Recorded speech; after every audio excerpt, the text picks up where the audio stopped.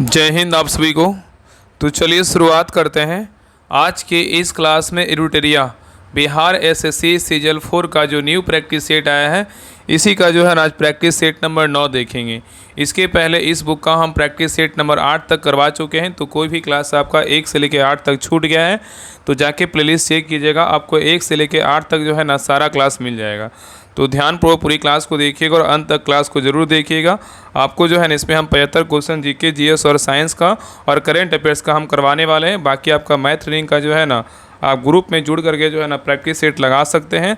तो बिहार दरोगा batch 4 join कर लीजिए, उसमें जो है ना आपका ए बुक का प्रैक्टिस सेट करवाया जा रहा है। तो उस ग्रुप को ज्वाइन कर लीजिए। आपको उसमें लूसेंट का टेस्ट आपको होमवर्क देकर टेस्ट करवाया जा रहा है। दोनों का ऑब्जेक्टिव और सब्जेक्टिव दोनों करवाया जा रहा है। बाकी उसमें प्लस क्या है तो दृष्टि साइंस, जो आपको पता है कि बिहार सीजल में जो है ना आपका बिहार एसएससी जो एग्ज़ाम होगा उसमें आपका 25 क्वेश्चन जो है ना साइंस का रहता है। तो आप दृष्टि जो साइंस है उसमें जो है ना पर डे आपको होमवर्क दे करके टेस्ट करवाया जा रहा है। बहुत बेहतरीन ढंग से करवाया जा रहा है। जो क्वेश्चन का कलेक्शन होता है, जो आप लोग जो है ना जो लोग जुड़े होंगे उनसे पूछिएगा, चाहे तो आप देखिएगा, अगर जुड़ करके देखिए कि हाँ किस प्रकार जो है ना उसमें क्वेश्चन का लेवल रहता है। इस प्रकार उसमें जो है ना क्वेश्चन का अरेंजमेंट होता है कि ताकि आपको लगे जो है ना सारा कॉन्सेप्ट क्लियर हो जाता है जितना भी आपको होमवर्क मिलता है।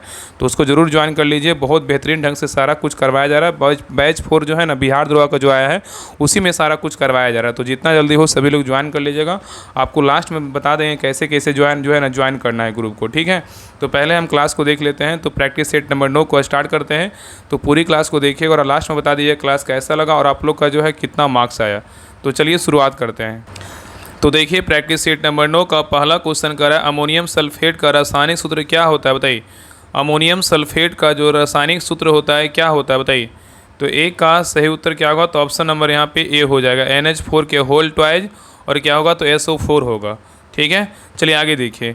नेक्स्ट है करा कि निम्नलिखित में से कौन सा एक रेडियो एक्टिव तत्व नहीं है, बताइए।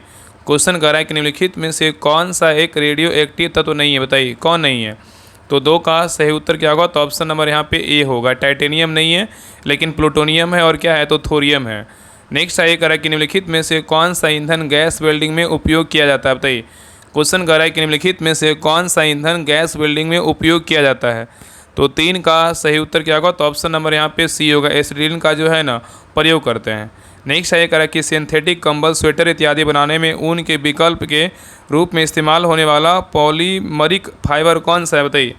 क्वेश्चन कर रहा है कि सिंथेटिक कंबल, स्वेटर इत्यादि बनाने में ऊन के विकल्प के रूप में इस्तेमाल होने वाला पॉलीमरिक जो है ना फाइबर कौन सा है।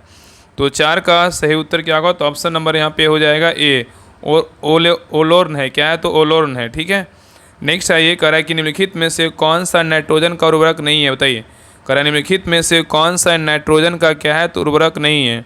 तो 5 का सही उत्तर क्या होगा, तो ऑप्शन नंबर सी होगा, सुपर फॉस्फेट ऑफ लाइम जो है ना ये नहीं है, लेकिन अमोनियम सल्फेट है, यूरिया है, कैल्शियम जो है नाइट्रेट है। तो यहाँ पे उत्तर क्या होगा, तो ऑप्शन नंबर सी होगा। चलिए आगे देखिए, कह रहा है कि मैग्नीशियम धातु का निष्कर्षण किस अयस्क से किया जाता है, बताइए। मैग्नीशियम धातु का निष्कर्षण जो है ना किस अयस्क से किया जाता है। तो 6 का सही उत्तर क्या होगा, तो ऑप्शन नंबर यहाँ पे ए होगा, कार्नेलाइट से किया जाता है। नेक्स्ट है कह रहा है कि हाइड्रोजन बम किस सिद्धांत पर आधारित है, बताइए। हाइड्रोजन जो बम है किस सिद्धांत पर आधारित है। तो 7 का सही उत्तर क्या होगा, तो ऑप्शन नंबर सी होगा, नाभिकीय संलयन पे क्या है तो आधारित है। नेक्स्ट है कह रहा है कि निम्न में से कौन सी तत्व विद्युत ऋणात्मकता वाला क्या है तो सर्वाधिक है, बताइए। कह रहा है कि निम्न में से कौन सी तत्व विद्युत ऋणात्मकता सर्वाधिक है, बताइए किस में है। तो 8 का सही उत्तर क्या होगा, तो ऑप्शन नंबर सी, किस में तो कार्बन में है, ठीक है, याद रखिएगा। तो दिए गए विकल्पों में से जो है ना कार्बन की विद्युत ऋणात्मकता क्या है तो जो है ना सर्वाधिक है, ठीक है। और याद रखिएगा ना किसी परमाणु द्वारा सहसंयोजी बंध में प्रयुक्त इलेक्ट्रॉनों युग्मों को तुलनात्मक रूप से आकर्षित करने की प्रवृत्ति जो है ना विद्युत ऋणात्मकता जो है ना ऋणात्मकता कहलाती है। और आवर्त में दाएं से बाएं जाने पर विद्युत ऋणात्मकता क्या होती है बढ़ती है, और जबकि समूह के ऊपर नीचे आने पे क्या होता है तो घटती है, ठीक है। तो यहाँ पे क्या क्या ऋणात्मक का बात किया है, मतलब क्या है नेगेटिविटी का बात किया है। चलिए आगे देखिए, कह रहा है कि निम्नलिखित कथनों पे जो है ना विचार करें। इसमें बोल रहा है कि कौन सा कथन क्या है तो सही है, सही कथन को बताना है। कह रहा है निम्नलिखित कथनों पे विचार कीजिए, इसमें कौन सा कथन क्या है तो बिल्कुल सही है। ऑप्शन आपको दिख रहा होगा, ऑप्शन को देखिए और बताइए कि इसमें कौन सा ऑप्शन जो है ना सही है, बताइए। तो देखिए पहला कह रहा है ना कि वे पदार्थ जो स्वयं उत्प्रेरक नहीं होते हैं किंतु अपनी उपस्थिति से उत्प्रेरक की सक्रियता बढ़ा देते हैं उत्प्रेरक वर्धक कहलाते हैं। ये क्या है? तो बिल्कुल सही है। वे पदार्थ जो स्वयं उत्प्रेरक नहीं होते हैं किंतु अपनी उपस्थिति से उत्प्रेरक की सक्रियता बढ़ा देते हैं, उत्प्रेरक वर्धक कहलाते हैं। ये क्या है? बिल्कुल सही है। और नेक्स्ट कह रहा है कि वे पदार्थ जो किसी उत्प्रेरक की सक्रियता को कम कर देते हैं और या नष्ट कर देते हैं, उत्प्रेरक जो है ना विष कहलाते हैं। ये क्या है? ये भी सही है। और नेक्स्ट कह रहा है कि वे पदार्थ जो किसी रासायनिक अभिक्रिया की दर को मंद कर देते हैं, क्या समंदक कहलाते हैं। ये भी क्या है? तो सही है। तो उत्तर क्या होगा? तो ऑप्शन नंबर डी होगा। फिर सभी कथन क्या है? तो बिल्कुल सही है। ठीक है, चलिए आगे देखिए। नेक्स्ट है ये कह रहा है कि वनस्पति तेल से वनस्पति घी बनाने में कौन सी प्रक्रिया इस्तेमाल की जाती है? बताइए, वनस्पति तेल से वनस्पति घी बनाने में कौन सी प्रक्रिया इस्तेमाल की जाती है? तो 10 का सही उत्तर क्या होगा? तो ऑप्शन नंबर सी होगा। हाइड्रोनीकरण का जो है ना प्रक्रिया इस्तेमाल की जाती है। नेक्स्ट है निम्न में से मूत्र में किसकी मात्रा बढ़ने पर किसी व्यक्ति में निम्न में से मूत्र में किसकी मात्रा बढ़ने पर किसी व्यक्ति में टाइप 1 डायबिटीज होने का खतरा बढ़ जाता है? और यहाँ मूत्र में जो है ना किस तत्व के बढ़ने की बात कही गई? बताइए। तो 11 का सही उत्तर क्या होगा? तो ऑप्शन नंबर जो है ना सी होगा, कीटोन। क्या होगा? तो कीटोन होगा। तो याद रखिएगा ना कि मूत्र में कीटोन की मात्रा बढ़ने से किसी व्यक्ति में टाइप 1 की डायबिटीज होने का खतरा जो है ना बढ़ जाता है।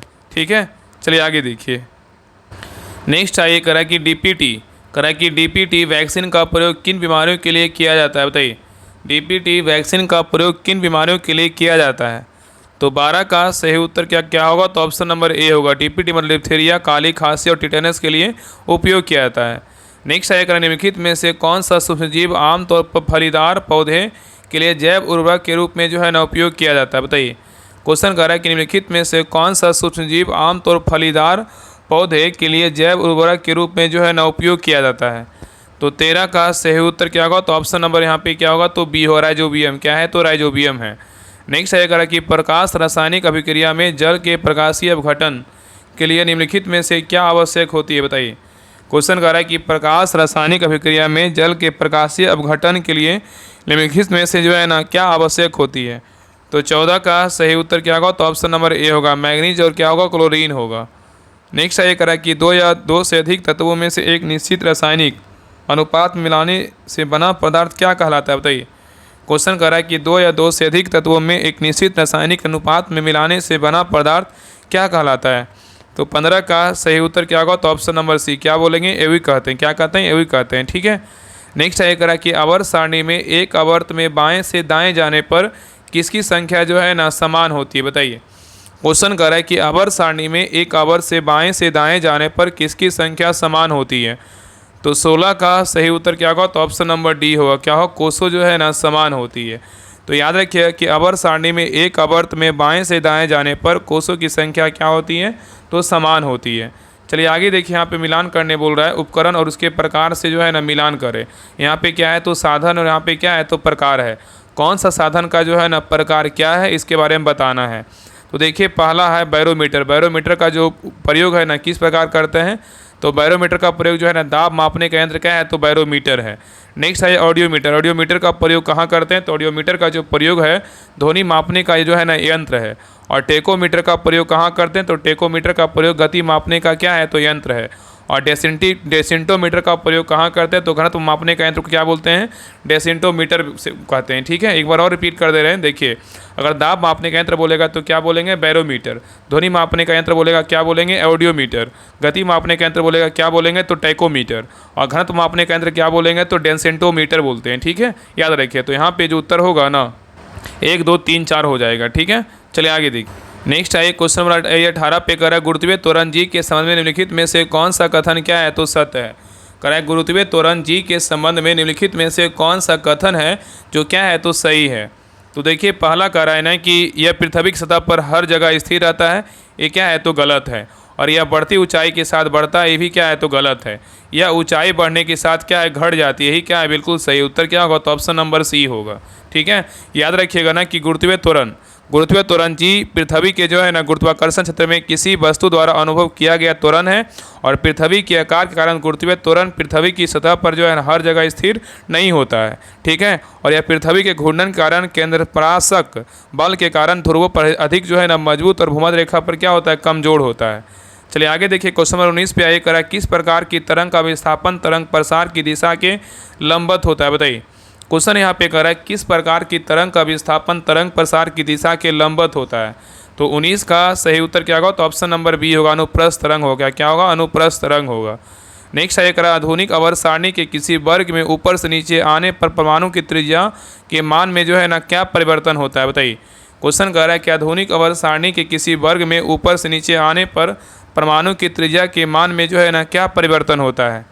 तो 20 का सही उत्तर क्या होगा, तो ऑप्शन नंबर ए होगा। क्या होता है, तो बढ़ता है। नेक्स्ट है करा विद्युत परिपथ में फ्यूज को जो है ना क्या करते हैं, बताइए। विद्युत परिपथ में फ्यूज को जो है ना क्या किया जाता है। तो 21 का सही उत्तर क्या होगा, तो ऑप्शन नंबर ए होगा। गर्म तार जो है जीवित तार में लगाया जाता है। ठीक है, चलिए आगे देखिए। नेक्स्ट कह रहा है कि लेकांसे सेल में प्रयुक्त विद्युत अपघटय क्या है, बताइए। लेकांसे सेल में प्रयुक्त विद्युत अपघटय जो है ना क्या है, बताइए, क्या होगा। तो 22 का सही उत्तर क्या होगा, तो ऑप्शन नंबर बी होगा। अमोनियम क्या है, तो क्लोराइड है। नेक्स्ट है कह रहा है कि प्रति चुंबकीय पदार्थ की चुंबकीय प्रकृति होती है, कैसी होती है। प्रति चुंबकीय पदार्थ की जो चुंबकीय प्रकृति होती है कैसी होती है। तो 23 का सही उत्तर क्या होगा, तो ऑप्शन नंबर यहाँ पे क्या होगा, तो बी होगा, ऋणात्मक होता है। क्या होता है, ऋणात्मक होता है। नेक्स्ट है कह निकट दृष्टि दोष के संबंध में कौन सा कथन गलत है, बताइए। निकट दृष्टि दोष के संबंध में कौन सा कथन गलत है, इसके बारे में बताना है कि कौन सा गलत है और 3 क्या है, तो सही है। तो देखिए पहला कह रहा है ना कि नेत्र लेंस की मोटाई बढ़ जाना, बिल्कुल क्या है, तो सही है। और नेत्र लेंस की फोकस दूरी कम हो जाना, बिल्कुल क्या है, तो सही है। और नेत्र गोलक की त्रिज्या या व्यास में वृद्धि हो जाना, ये भी क्या है, तो सही है। और प्रतिबिंब को रेटिना पर बढ़ना, ये क्या है, तो गलत है। तो उत्तर क्या हो जाएगा, तो ऑप्शन नंबर डी हो जाएगा। ठीक है, याद रखिएगा ना कि निकट दृष्टि दोष में प्रतिबिंब रेटिना पर बढ़ने के लिए बजाय जो इसके पहले आगे ही जो है ना बन जाता है, रेटिना पर नहीं बनता, इसके पहले ही या तो क्या होता है, आगे ही बन जाता है। ठीक है, बाकी ए बी और सी क्या है, बिल्कुल सही है।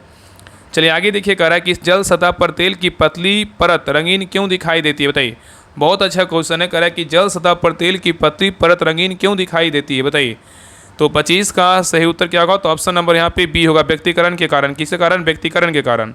नेक्स्ट है करें निम्नलिखित में से कौन सा कथन संकुलन अर्थव्यवस्थाओं के बारे में क्या है, तो सही है, बताइए। निम्नलिखित में से कौन सा कथन संकुलन अर्थव्यवस्थाओं के बारे में क्या है, बिल्कुल सही है, बताइए। इसमें कौन सा कथन बिल्कुल क्या है, तो संकुलन अर्थव्यवस्थाओं के बारे में क्या है, तो सही है। तो देखिए पहला कह रहा है कि जब उद्योगों को किसी प्रमुख उद्योग की निकटता के से लाभ होता है, यही क्या है, बिल्कुल जो है ना सही है। बाकी तीनों क्या है, तो गलत है। चलिए आगे देखिए। और तीनों में जो है ना गलत किस प्रकार है, देखिए कह रहा है ना कि जब उद्योग कम मात्रा में उत्पादन करते हैं, क्या है, गलत है। जब उद्योग प्रदूषण पैदा नहीं करते, भी क्या है, गलत है। जब उद्योग एक बड़े कार्यबल को काम पर रख सकते, ये भी क्या है, गलत है। केवल एक क्या है, तो बिल्कुल सही है। नेक्स्ट है कह रहा है कि निम्नलिखित में से कौन सी स्थिति मुद्रास्फीति की ओर ले जा सकती है, बताइए। कह रहा है कि कौन सा स्थिति है ना जो मुद्रास्फीति को ले जा सकती है, बताइए, क्या होगा, बताइए। क्वेश्चन कह रहा है कि निम्नलिखित में से कौन सी स्थिति मुद्रास्फीति की ओर ले जा सकती है। तो 27 का सही उत्तर क्या होगा, तो ऑप्शन नंबर ए होगा, समग्र मांग की तीव्र वृद्धि आपूर्ति से क्या अधिक होना। नेक्स्ट है कह रहा है कि किस संविधान संशोधन द्वारा दिल्ली को राष्ट्रीय राजधानी क्षेत्र का दर्जा दिया गया, बताइए। क्वेश्चन कह रहा है कि किस संविधान संशोधन के द्वारा दिल्ली को राष्ट्रीय राजधानी क्षेत्र का दर्जा दिया गया है। तो 28 का सही उत्तर क्या होगा, तो ऑप्शन नंबर यहाँ पे बी, 69वां संविधान संशोधन के द्वारा दिया गया है। ठीक है, याद रखिएगा। 69वां संविधान संशोधन अधिनियम 1991 के द्वारा देश की राजधानी दिल्ली को जो है ना संघ राज्य क्षेत्र का श्रेणी में कायम रखते हुए इसके लिए जो है एक विधानसभा और मंत्रिपरिषद का उपवन जो है ना किया गया था। ठीक है, चलिए आगे देखिए। नेक्स्ट कह रहा है इनमें से कौन सी नागरिकता के अर्जन हेतु शर्तों को नियत करने के लिए क्या है, तो सक्षम है। क्वेश्चन कह रहा है निम्न में से कौन नागरिकता के अर्जन हेतु शर्तों को नियत करने के लिए क्या है, तो सक्षम है। तो 29 का सही उत्तर क्या होगा, तो ऑप्शन नंबर डी होगा, संसद होगा। क्या होगा, तो संसद होगा। नेक्स्ट है कह रहा है कि उच्चतम न्यायालय के किस मामले के निर्णय के कारण संविधान के अनुच्छेद 21 के कार्य क्षेत्र का विस्तार कर शिक्षा के अधिकार को उसमें शामिल किया गया था, बताइए। क्वेश्चन यहाँ पे कह रहा है उच्चतम न्यायालय के किस मामले के निर्णय के कारण संविधान के अनुच्छेद 21 के कार्य क्षेत्र का विस्तार कर शिक्षा के अधिकार को उसमें शामिल किया गया था। तो 30 का सही उत्तर क्या होगा, तो ऑप्शन नंबर यहाँ पे हो जाएगा ए, उत्कृष्टन बनाम क्या होगा, तो आंध्र प्रदेश होगा। नेक्स्ट है कि राज्य के नीति निर्देशक सिद्धांतों को भारतीय संविधान में शामिल किए जाने का उद्देश्य क्या है, बताइए। क्वेश्चन कह रहा है कि राज्य के नीति निर्देशक सिद्धांतों को भारतीय संविधान में शामिल किए जाने का उद्देश्य क्या है। तो 31 का सही उत्तर क्या होगा, तो ऑप्शन नंबर यहाँ पे डी होगा, सामाजिक और आर्थिक जो है ना पैतरण को क्या करना, तो स्थापित करना। नेक्स्ट ये कह रहा है कि संविधान के निम्नलिखित अनुच्छेदों में से किस एक के अंतर्गत संघ की कार्यपालिका शक्तियाँ जो है ना राष्ट्रपति में क्या है तो निहित है। बताइए, क्वेश्चन कर रहा है कि संविधान के निम्नलिखित अनुच्छेदों में से किस एक के अंतर्गत संघ की कार्यपालिका शक्तियाँ राष्ट्रपति में क्या है तो निहित है। तो 32 का सही उत्तर क्या होगा, तो ऑप्शन नंबर यहाँ पे क्या होगा, तो सी अनुच्छेद कितना है तो 53 है। नेक्स्ट है कह रहा है कि स्वतंत्र भारत में प्रथम बार संसदीय सचिव का पद किस वर्ष जो है ना सृजित किया गया था। क्वेश्चन यहाँ पे कह रहा है कि स्वतंत्र भारत में प्रथम बार संसदीय सचिव का पद किस वर्ष जो है ना सृजित किया गया था। तो 33 का सही उत्तर क्या होगा, तो ऑप्शन नंबर ए होगा, 1951 में किया गया था। नेक्स्ट है कह रहा है ओलावृष्टि का प्रमुख कारण क्या है। बताइए, ओलावृष्टि का जो प्रमुख कारण है क्या है। तो 34 का सही उत्तर क्या होगा, तो ऑप्शन नंबर ए होगा, हिमीकरण है। क्या है तो हिमीकरण है। नेक्स्ट है कह रहा है कि वलयाकार रूप में नदियाँ किस दिशा में बहती है। बताइए, वलयाकार जो है ना रूप में नदियाँ किस दिशा में बहती है। बताइए, तो 35 का सही उत्तर क्या होगा, तो ऑप्शन नंबर यहाँ पे डी होगा, वलय के समान बहती है। नेक्स्ट है कह रहा है कि लंबी घास वाली प्रेरी वनस्पति के नीचे पैदा होने वाली मृदा को क्या कहते हैं। कह रहा है कि लंबी घास वाली प्रेरी वनस्पति के नीचे पैदा होने वाली मृदा को क्या कहते हैं। तो 36 का सही उत्तर क्या होगा, तो ऑप्शन नंबर सी होगा, चरणोजम मिट्टी कहते हैं। क्या कहते हैं, चरणोजम मिट्टी कहते हैं।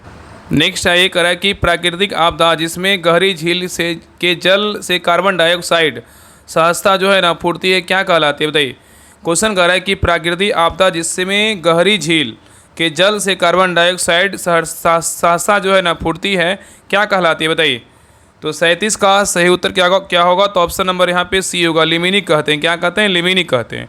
और लिमिनिक जो है ना इरप्शन तब होता है जब अचानक ही गहरे पानी की झील से CO2 गैस निकलने लगती है। इससे वन जीवन पशुओं तथा मनुष्यों के दम फूलने लगती है।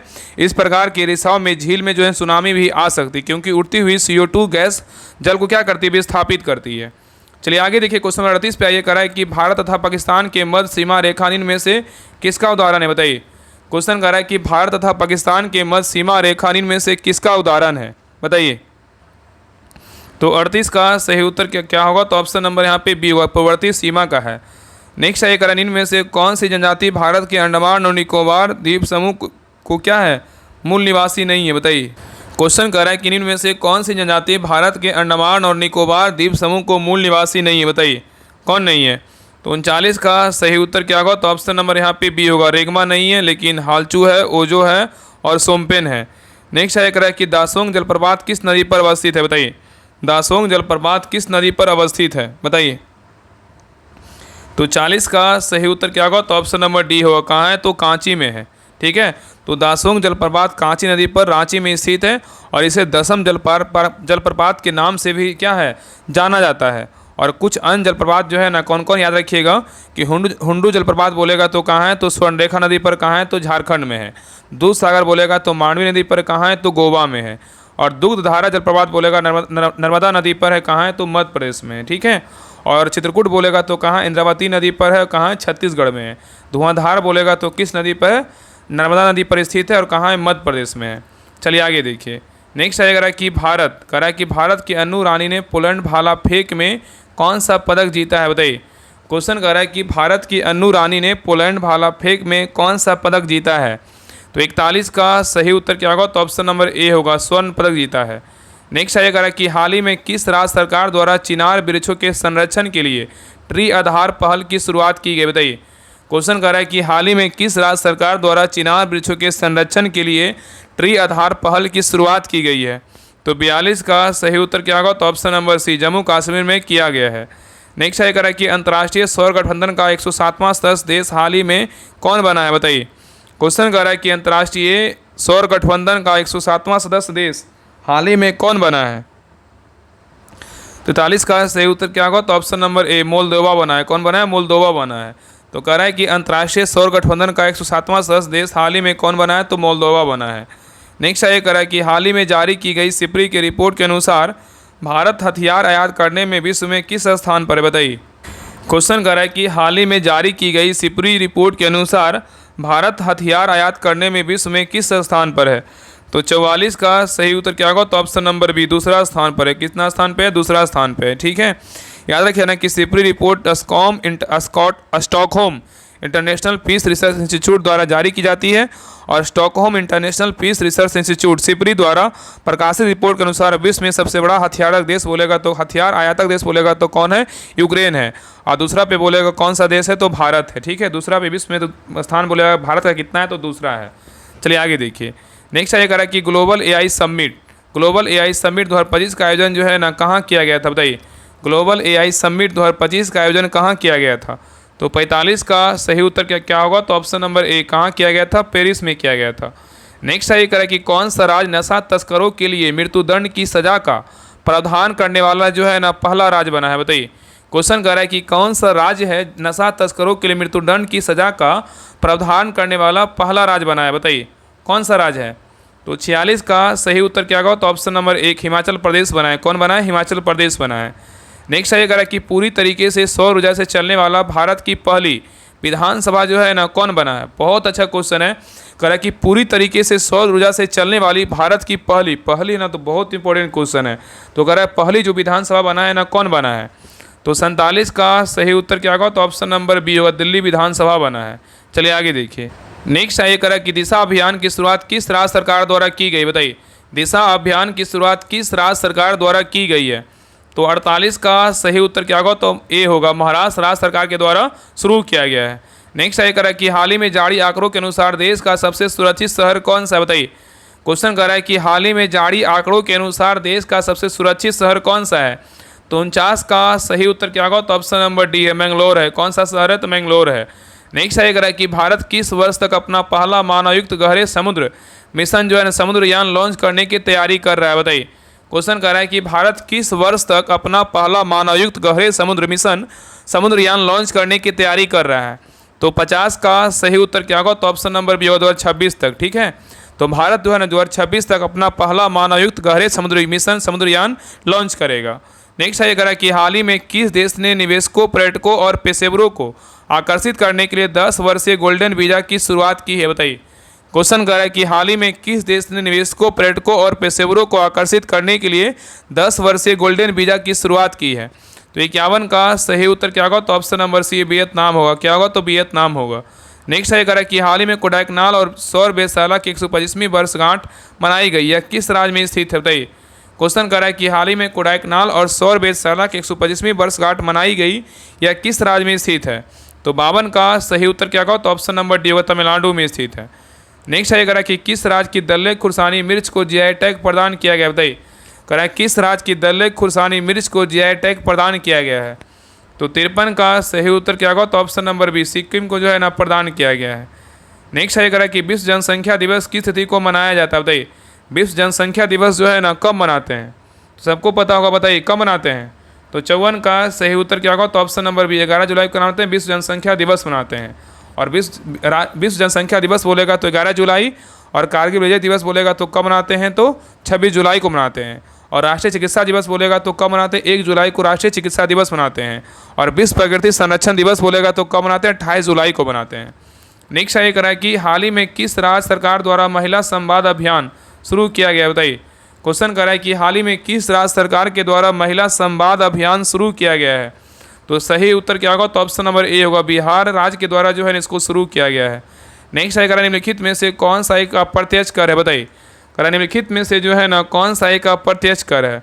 तो 56 का सही उत्तर क्या होगा? तो ऑप्शन नंबर बी होगा, उत्पाद शुल्क क्या है? तो अप्रत्यक्ष कर है। ठीक है, और याद रखिएगा ना कि अप्रत्यक्ष कर से तात्पर्य उस कर से है जो वस्तुओं और सेवाओं पर लगाया जाता है। ठीक है, और उत्पाद शुल्क एक प्रकार का जो है ना अप्रत्यक्ष कर है जो स्थानीय रूप से उत्पादित वस्तुओं, कंपनी के रस और व्यवसाय पर जो है ना लगाया जाता है। और याद रखिए कि प्रत्यक्ष कर वह कर होता है जो किसी व्यक्ति या संगठन की आय या लाभ पर लगाया जाता है। प्रत्यक्ष कर जिस व्यक्ति पर लगाया जाता है उसका भुगतान उसी व्यक्ति द्वारा किया जाता है, उसी को जो है ना प्रत्यक्ष कर बोलते हैं। ठीक है, इसलिए पूंजी कर और पूंजी लाभ कर, संपत्ति कर, संपदा शुल्क क्या है? तो प्रत्यक्ष कर है। चलिए आगे देखिए, कह रहा है कि संयुक्त राष्ट्र द्वारा निर्धारित सतत विकास लक्ष्यों में से कौन सा सार्वभौमिक स्वास्थ्य कवरेज प्राप्त करने का लक्ष्य रखता है जो कि सभी पुरुषों और महिलाओं के लिए स्वास्थ्य सेवाओं तक जो है ना समान पहुंचाता है? बताइए, समान पहुंच चाहता है, बताइए क्या होगा? तो 57 का सही उत्तर क्या होगा? तो ऑप्शन नंबर बी होगा, SDG क्या होगा? तो 3 होगा। नेक्स्ट है करा कि जीवक चिंतामणि महाकाव्य का संबंध किससे है? बताइए, जीवक चिंतामणि महाकाव्य का जो संबंध है किससे है? तो 58 का सही उत्तर क्या होगा? तो ऑप्शन नंबर ए होगा, जैन धर्म से है। किससे? तो जैन धर्म से है। नेक्स्ट आगे करें कि एक खास श्रृंखला में विभिन्न बिंदुओं पर ऊर्जा प्रवाह के अनुपात को किस रूप में जाना जाता है? बताइए। करा एक खास श्रृंखला में विभिन्न बिंदुओं पर ऊर्जा प्रवाह के अनुपात को किस रूप में जानते हैं? तो 59 का सही उत्तर क्या होगा? तो ऑप्शन नंबर यहाँ पे बी होगा, परिस्थितिकी दक्षता के रूप में जाना जाता है। नेक्स्ट है ये, करा कि निम्नलिखित में से कौन सा देश भौगोलिक विशेषताएं कजाकिस्तान के साथ जो है ना सीमा साझा करती है? बताइए। क्वेश्चन कर रहा है निम्नलिखित में से कौन सा देश भौगोलिक विशेषताएं कजाकिस्तान के साथ सीमा साझा करती है? बताइए। नीचे देखिए कूट उपयोग करके जो है ना सही उत्तर को चुनिए। बताइए कौन कौन सा होगा? तो 60 का सही उत्तर क्या होगा? तो ऑप्शन नंबर यहाँ पे ए होगा। 1, 2, 4 और 5 होगा। कौन कौन होगा? तो रूस होगा, उसके बाद क्या होगा? तो चीन होगा, उसके बाद क्या होगा? तो किर्गिस्तान होगा, उसके बाद क्या होगा? तो कैस्पियन सागर हो, इसमें अफगानिस्तान जो है ना नहीं है। ठीक है, तो यहाँ पे सही उत्तर क्या होगा? तो ऑप्शन नंबर ए होगा। चलिए आगे देखिए। नेक्स्ट है करा कि द सैटेनिक जो है ना वर्सेज पुस्तक के लेखक कौन है? बताइए। द सैटेनिक वर्सेज पुस्तक के लेखक कौन है? तो 61 का सही उत्तर क्या होगा? तो ऑप्शन नंबर ए होगा, सलमान रुश्दी है। कौन है? सलमान रुश्दी हैं। ठीक है, नेक्स्ट आइए करा कि निम्नलिखित में से किस पूर्वोत्तर भारतीय राज्य में विधान सभा में सदस्यों की संख्या क्या है? तो 60 से कम है। बताइए। करा निम्नलिखित में से किस पूर्वोत्तर भारतीय राज्य में विधानसभा में सदस्यों की संख्या 60 से क्या है? तो कम है। तो 62 का सही उत्तर क्या होगा? तो ऑप्शन नंबर सी होगा, मिजोरम में क्या है? तो कम है। ठीक है, याद रखिएगा ना कि विधानसभा के अधिकतम सदस्यों की संख्या 500 और न्यूनतम सदस्यों की संख्या बोलेगा तो 60 हो सकती है। ठीक है, लेकिन कुछ राज्यों और केंद्र शासित प्रदेशों में 60 से भी क्या है? तो कम है। जैसे में क्या है, गोवा, मिजोरम और सिक्किम राज्यों में विधानसभा के सदस्यों की संख्या क्या है? तो 60 से कम है। गोवा और मिजोरम में बोला कितना है? तो 40 है। और सिक्किम में बोला कितना? तो 32 जो है ना विधानसभा क्या है? तो सदस्य है। ठीक है, और नागालैंड की विधानसभा में कितना है? तो 60 है। नेक्स्ट है करा कि भक्ति आंदोलन में शैववाद को क्या कहा जाता है? बताइए। भक्ति आंदोलन में शैववाद को जो है ना क्या कहते हैं? तो 63 का सही उत्तर क्या होगा? तो ऑप्शन नंबर ए होगा, नई नार कहते हैं। क्या कहते हैं? नई नार कहते हैं। नेक्स्ट है करा कि भारत का पहला बोला है तो बहुत इंपॉर्टेंट है। करा कि भारत का पहला और एकमात्र भेड़िया अभ्यारण्य कहाँ स्थित है? बताइए। भारत का पहला और एकमात्र भेड़िया अभ्यारण्य कहाँ स्थित है? तो 64 का सही उत्तर क्या होगा? तो ऑप्शन नंबर 1 झारखंड में है। कहाँ है? तो झारखंड में है। नेक्स्ट है करा कि शोभा नारायण का संबंध भारत के किस शासकीय नृत्य से है? बताइए। शोभा नारायण का संबंध जो है भारत के किस शासकीय नृत्य से है? तो 65 का सही उत्तर क्या होगा? तो ऑप्शन नंबर ए होगा, कथक से है। किससे? तो कथक से है। नेक्स्ट है करा कि 2011 की गणना के अनुसार भारत के निम्नलिखित केंद्र शासित प्रदेशों में किसका जनसंख्या क्या है? सबसे कम है। 2011 के जनगणना के अनुसार भारत के निम्नलिखित केंद्र शासित प्रदेशों में किसका जनसंख्या घनत्व क्या है? सबसे कम है। बताइए किसका है? तो 66 का सही उत्तर क्या होगा? तो ऑप्शन नंबर डी, अंडमान और निकोबार द्वीप का है। नेक्स्ट है करा निम्नलिखित में से किस राष्ट्रकूट शासक ने हिरण्यगर्भ नामक समारोह किया था? बताइए। क्वेश्चन करा निम्नलिखित में से किस राष्ट्रकूट शासक ने हिरण्यगर्भ नामक समारोह किया था? तो 67 का सही उत्तर क्या होगा? तो ऑप्शन नंबर डी, दंतिदुर्ग ने किया था। कौन किया था? दंतिदुर्ग ने किया था। नेक्स्ट है करा निम्नलिखित में से कौन सा कथन क्या है? तो बिल्कुल सही है। बताइए। क्वेश्चन करा है कि निम्नलिखित में से जो है ना कौन सा कथन क्या है? बिल्कुल सही है। तो देखिए पहला करा है, हड़प्पा संस्कृति की लिपि को इतिहासकारों ने समझ लिया था। ये क्या है? बिल्कुल गलत है, समझा नहीं था। ठीक है, आइए करा हड़प्पा संस्कृति केवल सिंध और पंजाब तक विस्तृत थी। ये भी क्या है? गलत है। और सिंधु घाटी सभ्यता में अन्नागार केवल हड़प्पा में पाए गए थे। ये भी क्या है? गलत है। और हाँ, नेक्स्ट कह रहा है कि हड़प्पा स्थलों से मिले समाधानों में मृतकों को आमतौर पर जो है ना गर्तों में दफनाया गया था।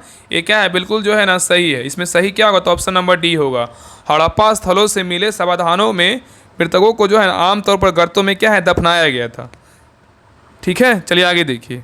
नेक्स्ट है करा कि भगवान महावीर की शिक्षाओं के संकलन को जो है ना क्या कहा जाता है? भगवान महावीर की शिक्षाओं के संकलन को जो है ना क्या कहते हैं? तो 69 का सही उत्तर क्या होगा? तो ऑप्शन नंबर यहाँ पे सी होगा, अगम सूत्र कहते हैं। क्या कहते हैं? अगम सूत्र कहते हैं। नेक्स्ट है करा कि चोल काल के दौरान किसको जो है ना ब्रह्मदेव प्रकार की भूमि के रूप में जाना जाता था? बताइए। करा कि चोल काल के दौरान किसको जो है ना ब्रह्मदेव प्रकार की भूमि के रूप में जाना जाता था? तो 70 का सही उत्तर क्या होगा? तो ऑप्शन नंबर डी होगा, ब्राह्मणों को उपहार में दी गई भूमि को जो है ना जानते थे।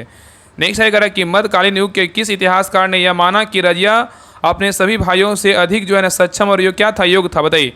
क्वेश्चन कर रहा है कि मध्यकालीन युग के किस इतिहासकार ने यह माना कि रजिया ने अपनी सभी भाइयों से अधिक सक्षम और योग्य था? बताइए। तो 71 का सही उत्तर क्या होगा? तो ऑप्शन नंबर यहाँ पे ये होगा, मिन्हा से क्या होगा? सिराज होगा। नेक्स्ट है करा कि निम्नलिखित में से कौन विजयनगर साम्राज्य का अंतिम राजवंश था? बताइए। क्वेश्चन करा निम्नलिखित में से कौन विजयनगर साम्राज्य का अंतिम राजवंश था? तो 72 का सही उत्तर क्या होगा? तो ऑप्शन नंबर डी, अराबिडू वंश था। कौन था? अराबिडू राजवंश था। नेक्स्ट आएगा कि 17वीं सदी के प्रारंभिक वर्षों में उत्तर भारत में फैली निम्न में से किस फसल का उल्लेख आईने अकबरी में उत्तर भारत की फसलों की सूची में क्या है शामिल नहीं किया गया था? बताइए, क्वेश्चन कर रहा है 17वीं सदी के प्रारंभिक वर्षों में उत्तर भारत में फैली निम्न में से किस फसल का उल्लेख आईने अकबरी में उत्तर भारत की फसलों की सूची में क्या है शामिल नहीं किया गया था? तो 73 का सही उत्तर क्या होगा? तो ऑप्शन नंबर बी होगा। तंबाकू को जो है शामिल नहीं किया गया था, लेकिन अरहर को शामिल किया गया था, गेहूं को शामिल किया गया था और ज्वार को जो है ना शामिल किया गया था। नेक्स्ट आएगा कि दो जलाशयों के बीच जहाज महल नामक एवं एक सुंदर 2 मंजिला शिल्प पैलेस किसने बनवाया था? बताइए, क्वेश्चन कर रहा है दो जलाशयों के बीच जहाज महल नामक एक सुंदर 2 मंजिला शिल्प पैलेस किसने बनवाया था? तो 74 का सही उत्तर क्या होगा? तो ऑप्शन नंबर यहाँ पे ए होगा, सुल्तान गैसुद्दीन खिलजी ने बनवाया था। नेक्स्ट आएगा कि ब्रिटिश भारत के निम्नलिखित संस्थानों का उनसे संबंधित संस्थापकों के साथ जो है ना मिलान कीजिए। यहाँ पे सूची 1 में क्या है? संस्थान है, और सूची 2 में क्या है? संस्थापक है। कौन सा संस्थान का जो संस्थापक कौन था इसके बारे में बताना है। तो देखिए, पहला बंगाल की एशियाटिक सोसाइटी की जो है ना संस्थापक कौन थे? तो बंगाल की एशियाटिक सोसाइटी के संस्थापक बोलेगा तो कौन थे? सर विलियम जो है ना जोन्स थे। और बनारस संस्कृत कॉलेज का संस्थापक कौन थे? बनारस संस्कृति कॉलेज का संस्थापक बोलेगा तो कौन थे? जोनाथन डंकन थे। और फोर्ट विलियम कॉलेज के संस्थापक बोलेगा तो कौन थे? फोर्ट विलियम कॉलेज के संस्थापक बोलेगा तो लॉर्ड बरेली थे। कौन थे? लॉर्ड बरेली थे। और कलकत्ता मदरसा की स्थापना बोलेगा तो कौन किए थे? इसके संस्थापक कौन थे? तो वारन हेस्टिंग्स थे। कौन थे? Warren Hastings. तो कलकत्ता मदरसा के जो है संस्थापक कौन थे? Warren Hastings. तो उत्तर क्या होगा? तो ऑप्शन नंबर यहाँ पे क्या हो जाएगा? तो 4 3 2 1। तो ऑप्शन नंबर क्या होगा? तो सी होगा। तो ये रहा आपका 75 क्वेश्चन, आपका जीके जीएस और साइंस का करेंट का क्वेश्चन रहा। आप लोग को 76 से जो है आपका मैथ का क्वेश्चन रहेगा, 76 से आपका 25 क्वेश्चन मैथ का रहेगा और 50 क्वेश्चन जो है आपका रीडिंग का रहेगा। तो ग्रुप ज्वाइन कर लिए, ग्रुप में जो है आपका प्रैक्टिस सेट करवाया जा रहा है। तो देखिए, इस प्रकार आपका जो है ना पीडीएफ है, तो आपको ग्रुप ज्वाइन करके जो है ना मैथ रीडिंग बना सकते हैं। बाकी आपको सारा डिटेल के साथ वहाँ पे प्रोवाइड करवाया जाता है, तो सभी लोग ज्वाइन कर लीजिए। आपको ज्वाइन करने के जो है ना आप अभी जो बिहार दरोगा बैच 4 उसी को ज्वाइन करना है। स्पेशल जो है सीजल 4 का बैच नहीं है। आप अच्छे से सुन लीजिए, सीजल 4 का स्पेशल बैच नहीं है। आपको बिहार दरोगा बैच 4 जो न्यू होमवर्क सीरीज है उसको ज्वाइन कीजिए। उसी में जो है ना आपका लूसेंट, दृष्टि, साइंस और ऑब्जेक्टिव का टेस्ट करवाया जा रहा है। तो सभी लोग ज्वाइन कीजिए। उसमें आपका डेली जो है ना आपका 5 टेस्ट होता है। तो आप सभी लोग इस नंबर पर संपर्क कर लीजिएगा, 754939392490। एक बार और नंबर नोट कर लीजिए, 7 यही नंबर है, देखिए 7549392490। इस नंबर पे बात कर लीजिएगा। आपको जो है अभी दुर्गा पूजा के शुभ अवसर पर जो है अभी आपका 149 लग रहा है। तो जो भी क्लास देखे हैं आप सभी लोग, जितने भी लोग क्लास देख रहे हैं, अगर आपको ज्वाइन करना है होमवर्क सीरीज को तो आप सभी लोग ज्वाइन कर लीजिए। उसमें आपका जो है ना ये प्रैक्टिस सेट आपको पूरा करवाएंगे। बाकी बिहार दरोगा का डेडिकेटेड बैच है, तो आप वहाँ से जीके जीएस का जो है तैयारी कर सकते हैं। अगर आपको जानकारी और लेना है तो आप इस नंबर पर कॉल करके जो है ना बात कर लीजिएगा, ठीक है। तो आपको सारा जानकारी मिल जाएगा। तो अभी ऑफर है, अभी आप 149 कुछ इसका देखिए पेमेंट कितना है तो 199 है, लेकिन अभी जो है ना आपका 2 से 3 दिन से आपका क्या है तो आपका 149 ही लग रहा है। तो आप ज्वाइन कर सकते हैं, जल्दी से सभी लोग ज्वाइन कर लीजिए। उसमें आपका जो है ना टॉपिक वाइज टेस्ट होता है, पहले होमवर्क मिलता है, उसको पढ़ करके जो है ना टेस्ट लगाना होता है। बाकी आप सभी लोग, अगर आपको पता होगा सारा डिटेल टेलीग्राम चैनल पे दिया हुआ, तो आप सभी लोग पढ़ लीजिएगा। बाकी कुछ प्रॉब्लम होता है तो आप इस नंबर पे जो है ना कॉल करके बात कर लीजिएगा, ठीक है। तो मिलते हैं एक नए क्लास में, तब तक के लिए जय हिंद, जय भारत।